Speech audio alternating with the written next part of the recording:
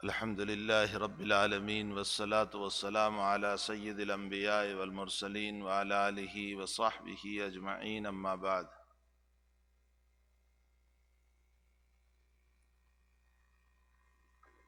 اعوذ باللہ من الشیطان الرجیم، بسم اللہ الرحمن الرحیم۔ الم یأن للذین آمنوا ان تخشع قلوبهم لذکر اللہ۔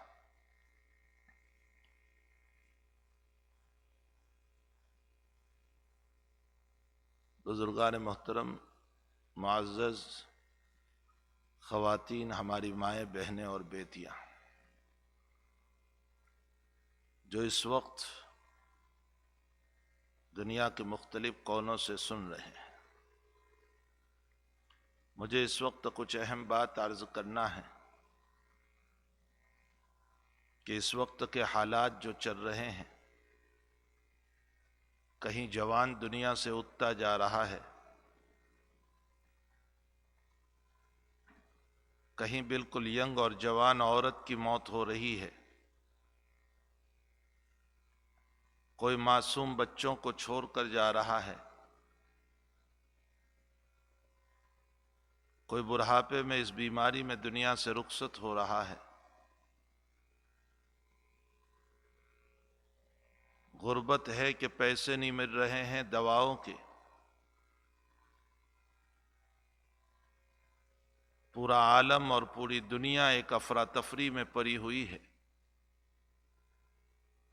حال یہ ہو گیا کہ باپ کی بیماری پر بیٹا ملنے نہیں جاتا اور ماں کی بیماری پر بیٹی ملنے نہیں جا رہی ہے، اور اولاد کی بیماری پر ماں باپ دیکھنے نہیں جا رہے، تو ماں باپ اولاد سے دور، اولاد ماں باپ سے دور۔ ایک شان و شوکت کے ساتھ دفنانے کا جو اہتمام ہوتا تھا، وہ اہتمام ختم ہو گیا۔ کفن دیا تو دیا، صحیح کفن بھی نہیں ملتا، غسل بھی نہیں دیا جاتا کتنی جگہوں پر، اور بغیر غسل کے دنیا سے روانہ کیا جاتا ہے، جبکہ غسل اس کے لیے ایک اعزاز تھا، اکرام تھا۔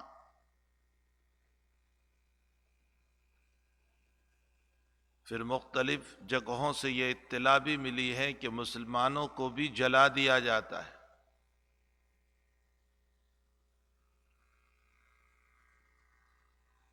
پھر جہاں 200 اور 500 اور 1000 آدمی نماز پڑھتے تھے، وہاں بڑی مشکل سے 10 آدمی نماز پڑھ رہے ہیں، جنازے کی نماز 10 آدمی پڑھ رہے ہیں۔ مساجد بند کی ہوئی ہے، لوگ مسجدوں میں نہیں جا سکتے۔ تراویح کے لیے مسائل ہیں کہ قرآن نہیں سن پا رہے،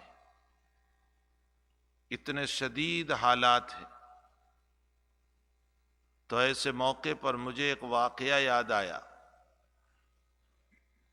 کہ مالک ابن دینار رحمت اللہ علیہ، جو پہلے شرابی تھے، فحش عریانیت برائیوں میں لگے ہوئے تھے، جن کے اعمال ٹھیک نہیں تھے، اور ان کی زندگی شرکسی بدماشیاں میں گزرتی تھی۔ ایک مرتبہ انہوں نے خواب دیکھا کہ اژدہا میرے پیچھے دوڑ رہا ہے، بہت بڑا اژدہا ہے، اور اس نے میرا پیچھا کیا ہے، تعاقب کیا ہے، میں بھاگ رہا ہوں، بھاگ رہا ہوں، مجھے بچانے والا کوئی نہیں۔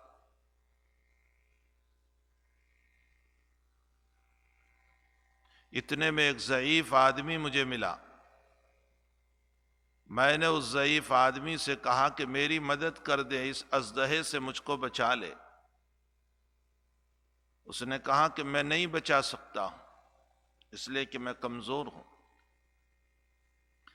یہ پہاڑ جو ہے، ماؤنٹ جو سامنے ہے، اس میں کچھ بچے اور بچیاں ہیں، اگر تیرے بھی بچے اور بچیاں اس میں ہوگی تو وہ تجھے بچائے گی۔ مالک ابن دینار کہتے ہیں کہ بچپن میں بلوغ سے پہلے میری بھی بچی کا انتقال ہو گیا تھا، تو میں پہاڑ کے دامن میں گیا اور میں نے میری بچی کو آواز دی تو وہ نکل کر آئی اور مجھے لپٹ گئی۔ میں نے کہا بیٹی یہ اژدہا دوڑ رہا ہے، مجھے بچا لے۔ تو بیٹی نے اژدہے کو ہاتھ کیا، وہ چلا گیا۔ لیکن پھر میری بیٹی نے ایک آیت پڑھی، الم یأن للذین آمنوا ان تخشع قلوبہم لذکر اللہ، کیا ابھی وہ وقت نہیں آیا کہ تم اللہ سے ڈر جاؤ اور اللہ سے ڈر کر برے اعمال چھوڑ دو۔ میں صبح اٹھا تو میں نے ایک بہت بڑے بزرگ کے سامنے اپنے اس خواب کو پیش کیا، تو اس بزرگ نے اس کی تعبیر دی کہ وہ جو اژدہا پیچھے دوڑ رہا تھا وہ تیرے برے اعمال ہیں، اور وہ راستے میں جو برہا آدمی کھڑا تھا، ضعیف آدمی، وہ تیرے نیک عمل ہیں۔ لیکن وہ نیک عمل اتنے کمزور تھے کہ برے اعمال کا مقابلہ نہیں کر سکے، یعنی اس اژدہے کو روک نہیں سکے۔ البتہ بلوغ سے پہلے مرنے والوں کو وہ طاقت اللہ دیتا ہے کہ قیامت میں بھی ضد کر کے والدین کو جنت میں لے جائیں گے۔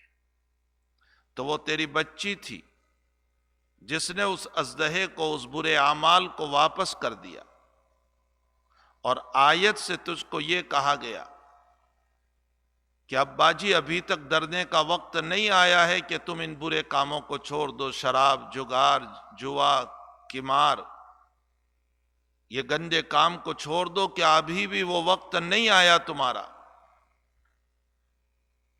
مالک ابن دینار نے اسی دن عبرت لے لی، عبرت پکڑ لی، اور اسی دن سے سارے برے کاموں کو چھوڑ دیا اور اپنی زندگی اللہ اللہ میں گزار دی، تو وہ دنیا کا امام بن گیا، صوفی وقت بنا، لوگ ان کے ہاتھوں پر بیعت ہوئے، لوگوں نے اپنی اصلاح کی۔ یہ ہے مالک ابن دینار رحمت اللہ علیہ۔ یہ آیت قرآن کریم کی آیت ہے جو آج بھی ہم کو ان حالات میں جھنجھوڑ رہی ہے کہ الم یأن للذین آمنوا ان تخشع قلوبہم لذکر اللہ، کیا ابھی وہ وقت نہیں آیا ہے کہ اللہ سے ڈر کر برے اعمال کو چھوڑ دیں؟ ساری دنیا پوچھ رہی ہے کہ یہ بیماریاں چل رہی ہے، اس بیماری میں وظیفہ بتاؤ، کوئی وظیفہ دے دو۔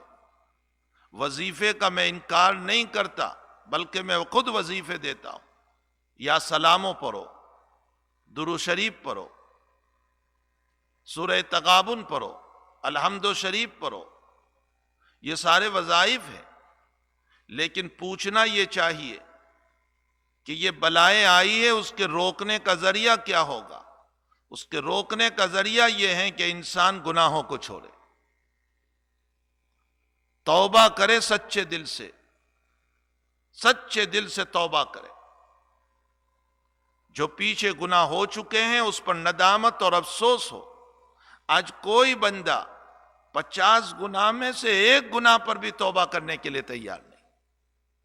50 گناہ کی توبہ تو بہت دور کی بات، لیکن زندگی میں جھوٹ بھی بول رہا ہے، غیبت بھی کر رہا ہے، برائی بھی کر رہا ہے، نماز بھی چھوڑ رہا ہے، کسی کا دل بھی دکھا رہا ہے، روزہ بھی چھوڑ رہا ہے۔ ان تمام برے کاموں کے اندر ایک بھی گناہ پر توبہ کرنے کے لیے تیار نہیں۔ جو روزہ چھوڑ رہے ہیں آج بھی چھوڑ رہے ہیں، جو نماز چھوڑ رہے ہیں آج بھی چھوڑ رہے ہیں، جو غیبت میں مبتلا ہے وہ آج بھی مبتلا ہے، جو جھوٹ میں مبتلا ہے وہ آج بھی مبتلا ہے، جو فراڈ دھوکے میں مبتلا ہے وہ آج بھی مبتلا ہے۔ ان باتوں میں سارے لوگ مبتلا ہیں، ایک گناہ سے توبہ کرنے کے لیے تیار نہیں ہے۔ اصل ان معاصی سے بچنے کے لیے گناہوں سے توبہ ضروری ہے۔ انسان جب سچے دل سے توبہ کرتا ہے، علامہ ابن قدامہ رحمت اللہ علیہ نے اپنی کتاب میں ایک واقعہ لکھا ہے۔ ابن قدامہ رحمت اللہ علیہ فرماتے ہیں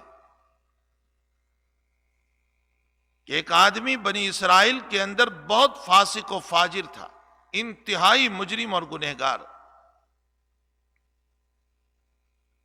یہاں تک کہ بستی والوں نے اس کے گناہوں سے عاجز آ کر اس کو جلا وطن کیا، نکل یہاں سے۔ وہ میدان میں جا کر پڑا رہا، بائیکاٹ کیا لوگوں نے، حتیٰ کہ اس کی فیملی نے بھی بائیکاٹ کیا، وہ خوب پریشان۔ اور اسی درمیان اس کے موت کا وقت آ رہا ہے، سنیں اس واقعے کو۔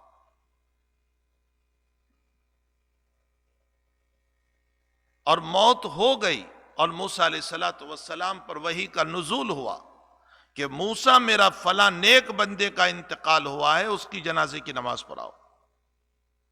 حتیٰ کہ موسیٰ اس کے جنازے کی نماز میں جتنے لوگ شریک ہوں گے میں ان سب کو بھی معاف کر دوں گا۔ اس کی تو بخشش ہے ہی، وہ تو ولی اللہ ہے، لیکن اس کے جنازے میں شریک ہونے والوں کو بھی میں معاف کر دوں گا۔ ظاہر سی بات ہے کہ سب کو معاف کرانا تھا، بہت بڑی جماعت اس کے جنازے میں شریک ہو گئی کہ اللہ ہمیں بھی معاف کر دے، ہمیں بھی معاف کر دے۔ لیکن جب اس کا منہ دیکھا گیا تو موسیٰ علیہ السلام سے فرمایا، حضرت یہ تو وہ فاسق و فاجر آدمی ہے جس کو ہم نے بستی سے نکال دیا تھا، انتہائی مجرم اور گنہگار آدمی ہے۔ موسیٰ علیہ السلام نے فرمایا کہ مجھے اس کا راز اللہ سے پوچھنا پڑے گا۔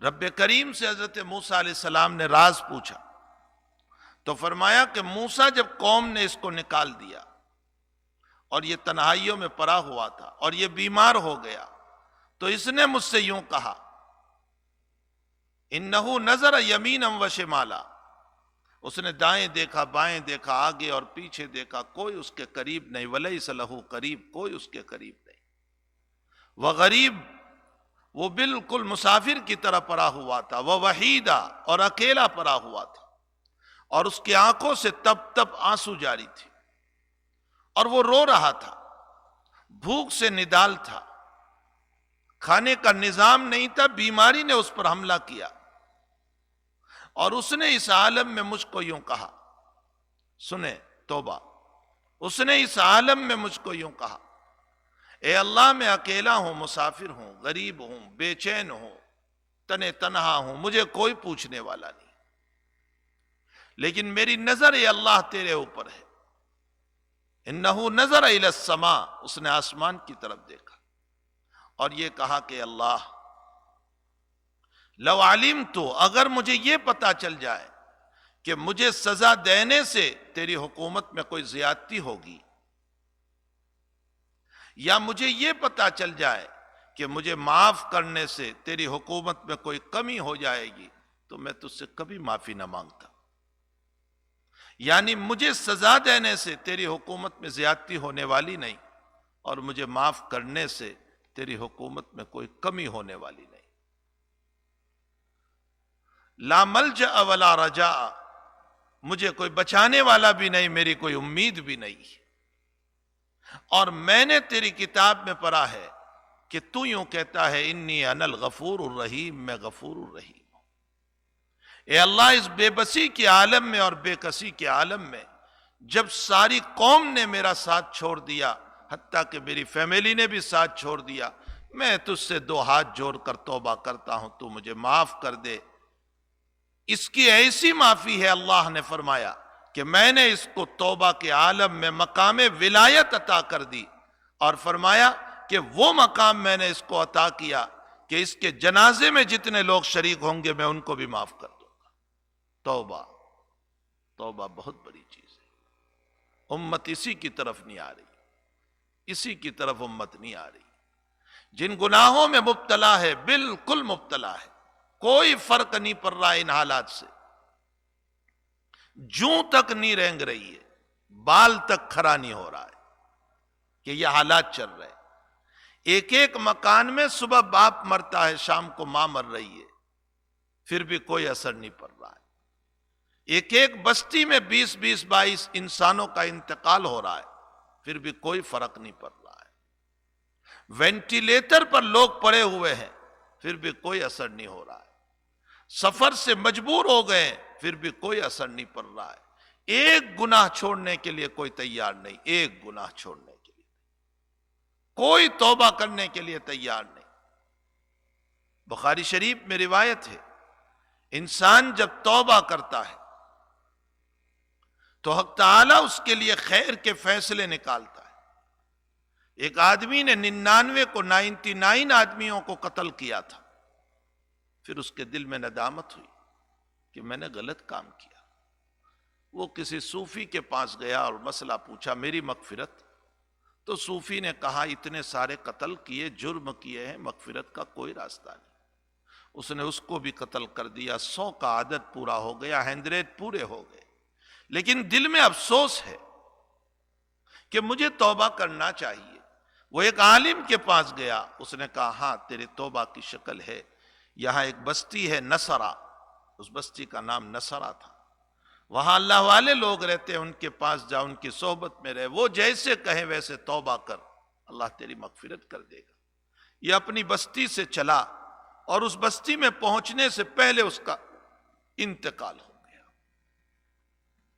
اب جہنم کے فرشتے لینے آئے کہ 100 کا قاتل ہے، اور جنت کے فرشتے لینے آئے کہ یہ تو توبہ کرنے چلا تھا۔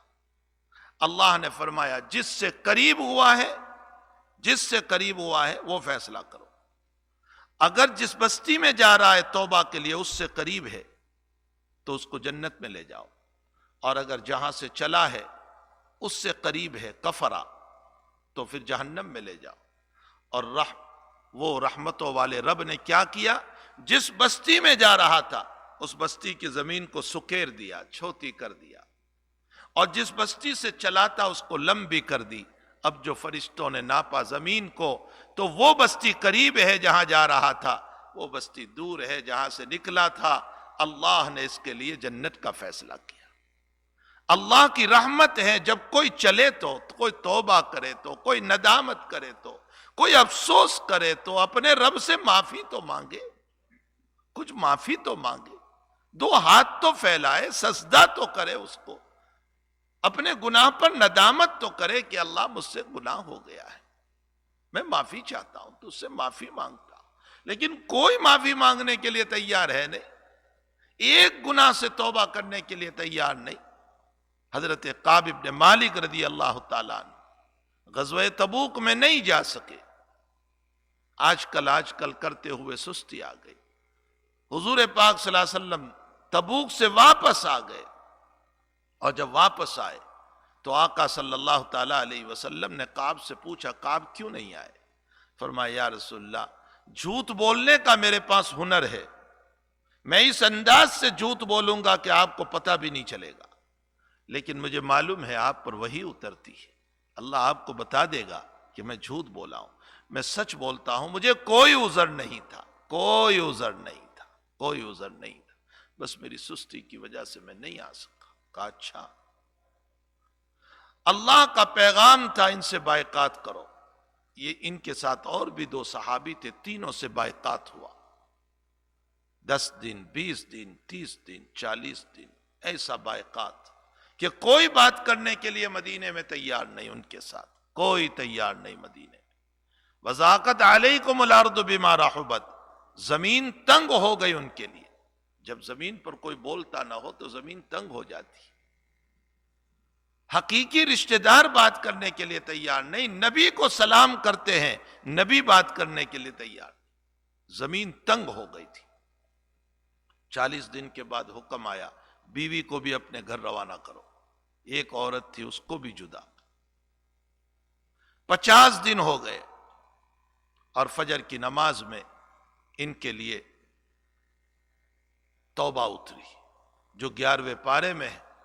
حق تعالیٰ جل شانہ نے ان کی توبہ قبول فرمائی، اور یہ دورے دورے آئے نبی علیہ السلام کی خدمت میں۔ حضرت طلحہ نے ان کو بشارت سنائی، اللہ کے نبی نے اپنے سینے سے ان کو لگایا۔ حضرت کعب رضی اللہ تعالیٰ عنہ کو حضور پاک صلی اللہ علیہ وسلم نے فرمایا، کعب، تیری زندگی میں اس سے زیادہ خوشی کا دن کوئی نہ آیا ہوگا کہ تیری توبہ قبول ہو گئی۔ توبہ بہت بڑی چیز ہے۔ الم یأن للذین آمنوا ان تخشع قلوبهم لذکر اللہ۔ علامہ ابن قدامہ نے ایک واقعہ لکھا ہے، کتاب الکبائر ایک کتاب ہے ان کی، اس میں ایک واقعہ لکھا ہے کہ ایک چھوٹا سا بچہ جو 10-12 سال کا تھا، وہ مغموم کھیلتا نہیں تھا، بس وہ بیٹھا رہتا تھا، مسجد کے کونے میں آتا تھا، بیٹھا رہتا تھا، نماز پڑھتا رہتا تھا، غم ہی غم تھا اس پر۔ ابن قدامہ کہتے ہیں کہ کوئی بزرگ اس کے پاس پہنچے اور کہا بیٹے تیرے کھیلنے کے دن ہے، یہ سارے بچے کھیلتے ہیں اور تو بالکل مغموم بیٹھا رہتا ہے، میں تجھے روزانہ دیکھتا ہوں۔ تو بچہ کہنے لگا کیا اللہ نے قرآن میں یہ نہیں کہا افحسبتم انما خلقناکم عبثا وانکم الینا لا ترجعون؟ کیا تم یہ گمان کرتے ہو کہ اللہ نے تمہیں بیکار پیدا کیا ہے؟ آج ہم اپنے آپ کو بیکار سمجھ رہے ہیں، بیکار، اسی لیے ہمارے کام بھی بیکار کے ہیں، اللہ کی رضا کا کوئی کام نہیں۔ افحسبتم انما خلقناکم، کیا تم یہ سمجھتے ہو کہ اللہ نے تمہیں عبث اور بیکار پیدا کیا؟ یہ آیت مجھ کو ڈرا رہی ہے، میرے استاد سے میں نے جب سے یہ آیت سیکھی ہے میرے اوپر کپ کپی ہے۔ تو بزرگ کہتے ہیں کہ بیٹا یہ آیت تو بلوغ کے بعد کی ہے، مکلف بلوغ کے بعد ہوتا ہے، ابھی تو بچہ ہے، مکلف ہے نہیں، کھیل کود کیوں گھبراتا ہے؟ تو اس بچے نے جو مثال دی ابن قدامہ نے کتاب الکبائر میں نقل فرمائی کہ ہم اپنی امی کو دیکھتے ہیں کہ دنیا میں جب آگ جلائی جاتی ہے تو پہلے چھوٹی چھوٹی لکڑیاں رکھی جاتی ہے اور جب آگ گرم ہو جاتی ہے تو بڑی لکڑیاں رکھی جاتی ہے۔ مجھے خوف یہ ہے کہ کہیں آگ کو جلانے کے لیے پہلے ہم چھوٹوں کو نہ ڈالا جائیں بڑوں سے پہلے۔ یہ خوف خداوندی جب دل پر آ جاتا ہے، خشیت ربانی جب دل پر آ جاتا ہے تو ان حالات میں نماز نہیں چھوٹے گی، روزہ نہیں چھوٹے گا، زکوٰۃ نہیں چھوٹے گی، اللہ کی یادیں نہیں چھوٹے گی، اچھے اخلاق نہیں چھوٹیں گے۔ الم یعن للذین آمنوا ان تخشع قلوبہم لذکر اللہ، کیا ابھی وہ وقت نہیں آیا؟ یہ حالات بتا رہے ہیں کہ یہ آیات ہم کو بھی آج کہہ رہی ہے، کیا وہ وقت نہیں آیا کہ تم اللہ سے ڈرو؟ میں ایک روایت پر اپنی بات ختم کر دیتا ہوں۔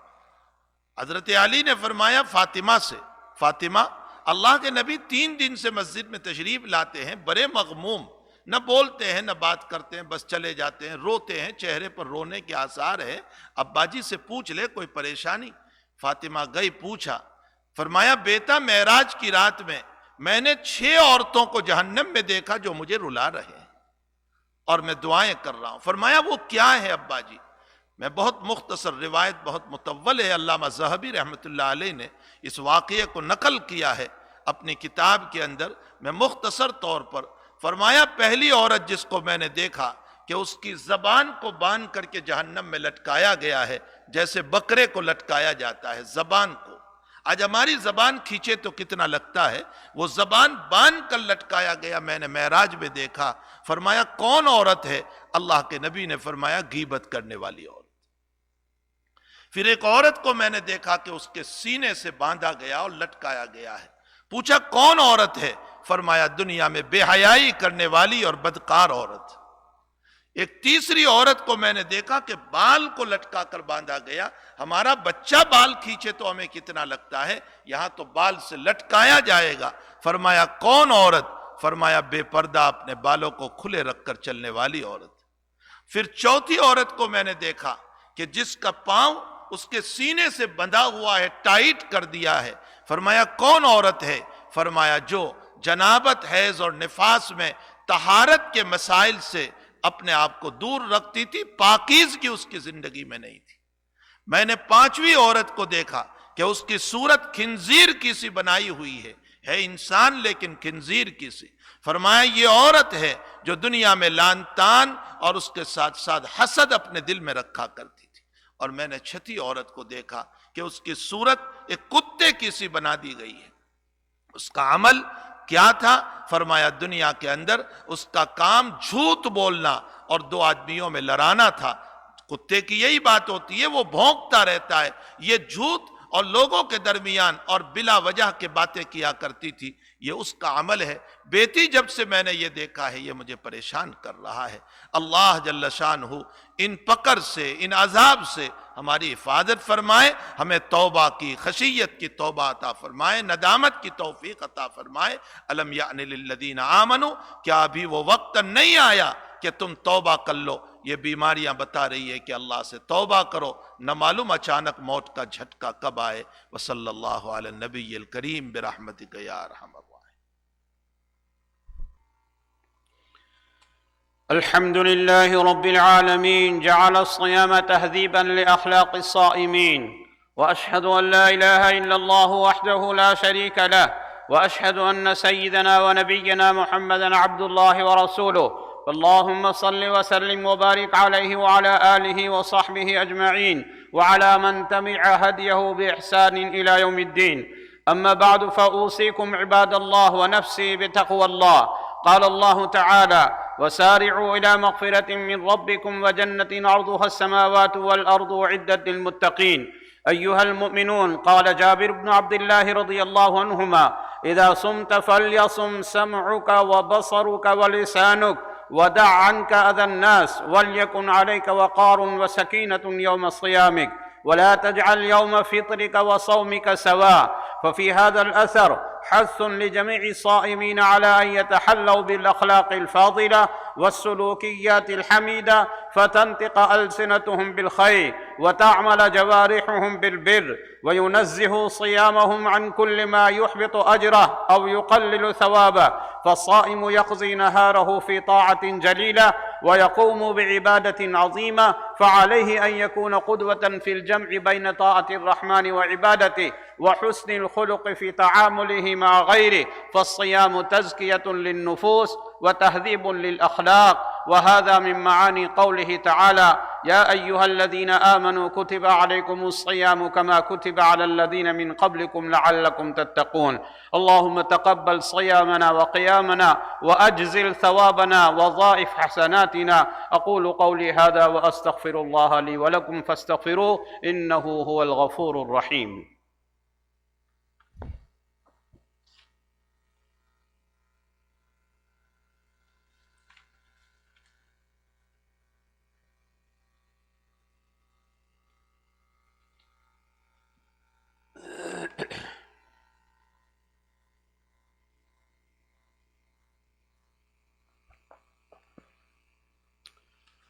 الحمد لله رب العالمين، والصلاة والسلام على نبينا محمد قدوة الصائمين، وعلى آله وصحبه ومن تبع هديه بإحسان إلى يوم الدين.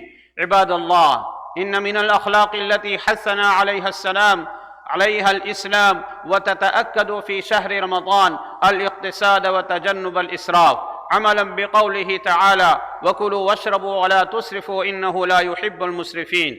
وفي شهر رمضان تكثر الخيرات وتزداد البركات، ومن واجب الصائم أن يحافظ على نعم ربه فيعد من الطعام على قدر حاجته ويتجنب الإسراف. هذا، وصلوا وسلموا على سيدنا ونبينا محمد. اللهم صل وسلم عليه وعلى آله وصحبه أجمعين. اللهم ارحم المؤمنين والمؤمنات الأحياء منهم والأموات. اللهم ارفع عنا وعن العالمين الوباء، واشف المصابين بهذا الداء، وعافنا بفضلك من كل داء يا مجيب الدعاء. ربنا آتنا في الدنيا حسنة وفي الآخرة حسنة وقنا عذاب النار. عباد الله، اذكروا الله العظيم يذكركم، وأقيموا الصلاة.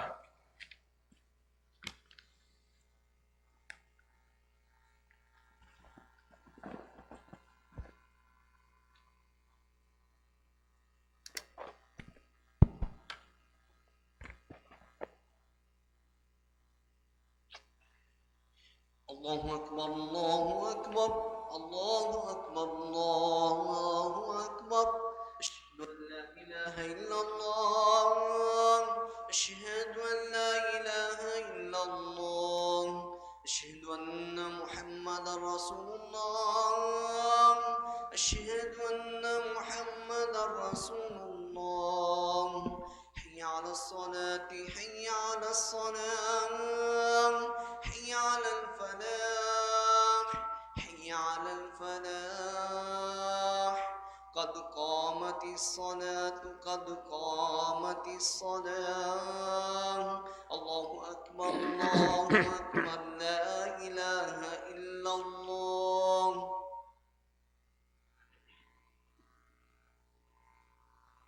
الله أكبر.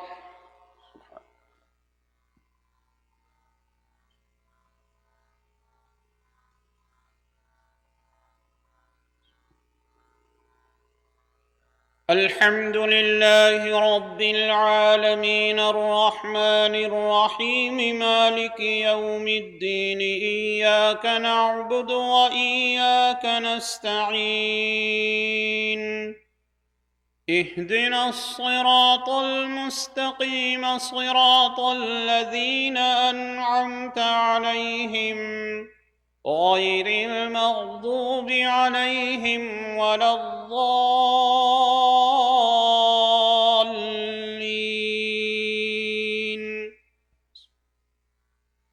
قد أفلح من تزكى وذكر اسم ربه فصلى بل تؤثرون الحياة الدنيا والآخرة خير وأبقى إن هذا لفي الصحف الأولى صحف إبراهيم وموسى. الله أكبر.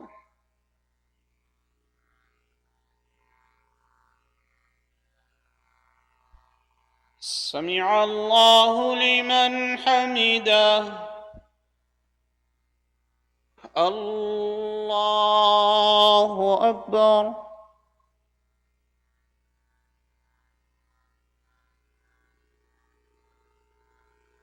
الله أكبر.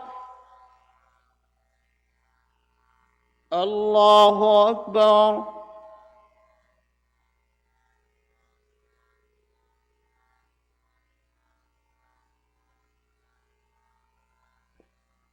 الله أكبر.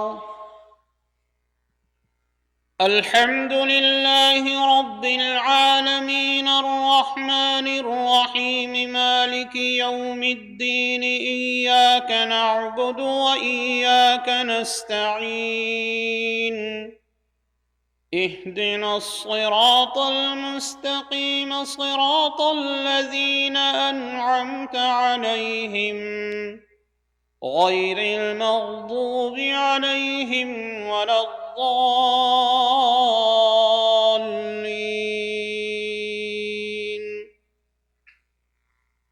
فأما من أعطى واتقى وصدق بالحسنى فسنيسره لليسرى وأما من بخل واستغنى وكذب بالحسنى فسنيسره للعسرى.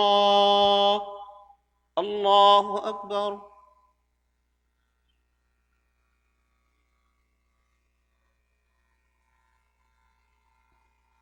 سمع الله لمن حمده. الله أكبر.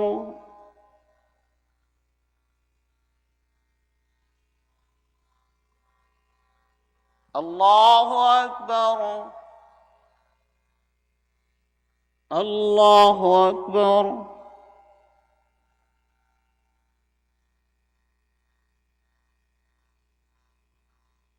الله أكبر.